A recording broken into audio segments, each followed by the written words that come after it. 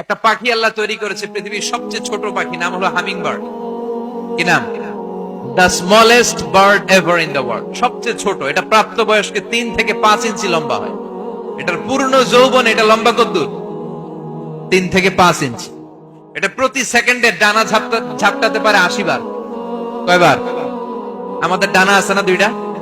আপনি আপনার ডানা 1 সেকেন্ডে কয়বার ঝাপটাতে পারবেন? হ্যাঁ, আমি ঝাপটাইলাম, কয়টা হয়েছে 1 সেকেন্ডে? হ্যাঁ, 3টা 4টা ঝাপটা দিতেই আমার সেকেন্ডে। কিন্তু এই পাখিটা প্রতি সেকেন্ডে তার 2 পাখা ঝাপটায় কয়বার? পৃথিবীর সব পাখি সামনে ওড়ে, তো এই পাখি সামনে যেমনি ওড়ে, এট দ্য সেম টাইম এই পাখি পিছনের দিকে উঠতে পারে। সুবহানাল্লাহ। বাড়িতে যায় বললেন।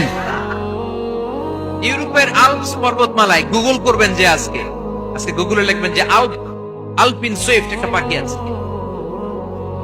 এই পাখিটা একবার যখন শূন্যে উড়াল দেয়, উড়ন্ত অবস্থায় এটা আকাশে 6 মাস থাকতে পারে।